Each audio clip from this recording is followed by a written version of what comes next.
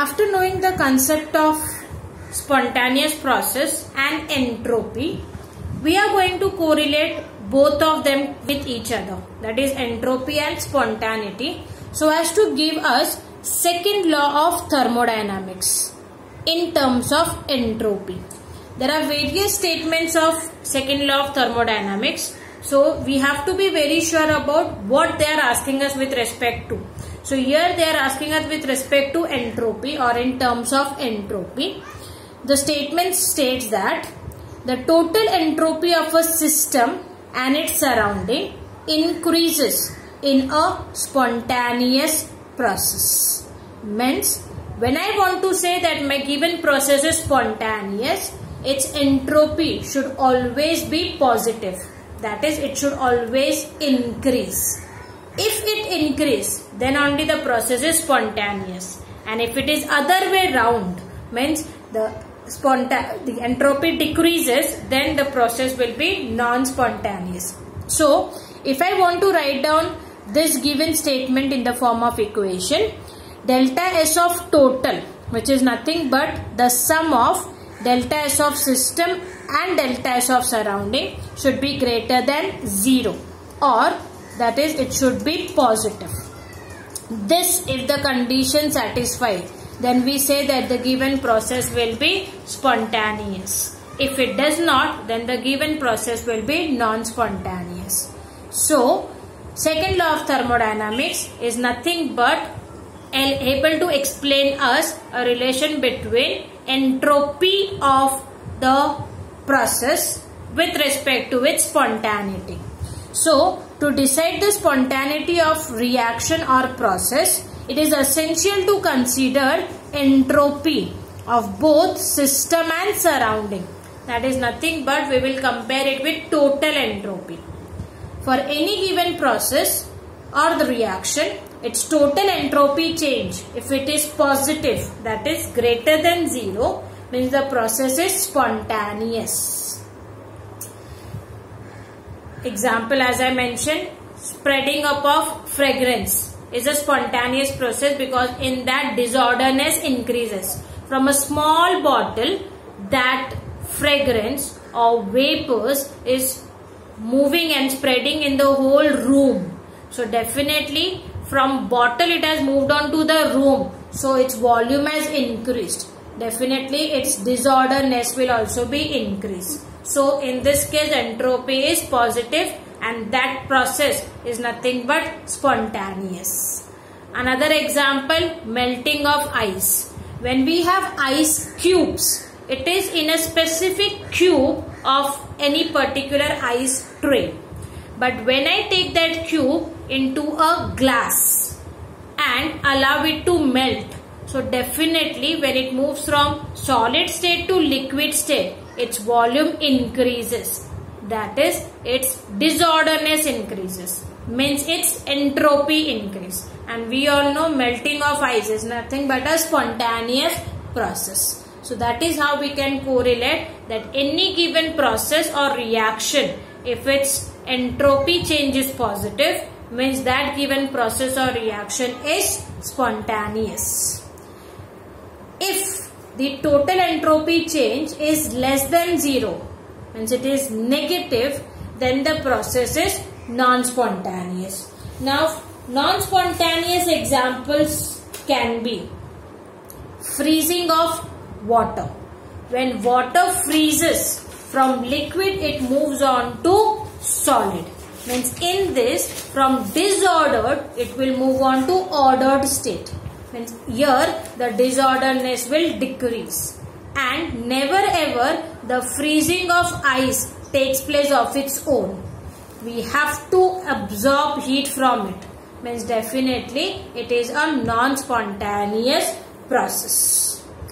Another example is flow of heat from ice to room temperature. Whenever we suppose have an ice in an open room, ice will not transfer it to the room and the room will not get cool. In fact, the room's heat will get transferred to ice and ice will melt. So definitely the transfer of heat from ice to room will be a non-spontaneous process. Okay, so in both these cases, your total entropy of the process or of the reaction was decreasing, because from disordered it was becoming ordered, and that is why the process are non-spontaneous. The third criteria we have, where the total entropy of the reaction or of the process is zero. If it is zero, means there is no change in the start and the end of the process. Means where it was in the beginning, it is same at the end also, which says that the given process is at equilibrium.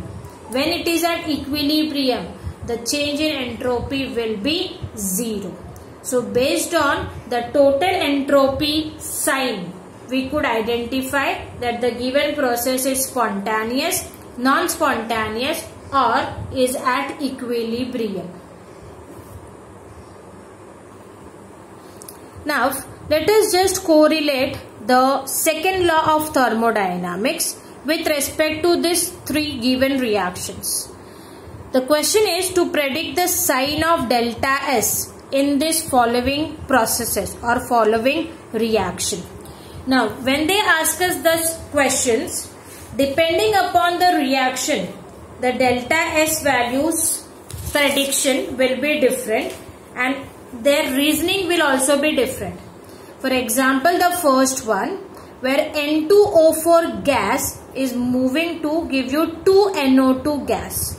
So in this given process or in this given reaction, 1 mole of N2O4 is undergoing a dissociation to give you 2 moles of NO2 gas. So in this, when I move from left to right, the number of molecules are increasing, means the disorderness is increasing. That's why the change in entropy will be positive. Now let us take second example. In the second example, Fe2O3 solid combines with 3H2 gas to give you 2Fe solid and 3H2O gas. If I have to find out the entropy in this process or in this reaction, what we observe is, in the reaction, the total number of gaseous reactants are same as total number of gaseous product. Means 3 moles of gaseous reactants, 3 moles of gaseous product. So if you see, before entropy and later entropy is same, because here also we had disorderness due to 3 moles of gaseous product, and final also we have disorderness due to 3 moles of gaseous product only. As the disorderness in the beginning and at the end is same, so if I find out its delta S, it will be equal to 0. Let us take the third example, where N2 gas is combining with 3 moles of H2 gas to give you 2 moles of ammonia gas. Now if I correlate this reaction, 4 moles of gaseous reactants are combining to form 2 moles of gaseous products. So when we observe, the disorderness of 4 moles is getting decreased to disorderness of 2 moles. Means the net disorderness is decreasing. As the net disorderness is decreasing, the change in entropy will also decrease. Means it will be negative. So here we have been able to predict the sign of delta S with respect to the disorderness from the starting point to the end point. Whenever we are considering the reactions, we will first consider the gaseous components only. If we have liquid to gas, definitely the entropy will increase. If we have solid to liquid, again the entropy will increase. But other way round, if liquid turns to solid, entropy will decrease. If gas turns to liquid, entropy will decrease. If gas turns to solid, entropy will decrease. So these are very commonly asked questions where they either give you the process in the form of statements or they can give you in the form of reaction and ask you to predict the sign of delta S, or sometimes they can also ask you to predict the spontaneity of the given process or reaction. So all these things will be correlated with respect to entropy, and that is why in this lecture we have concentrated on the term called as entropy.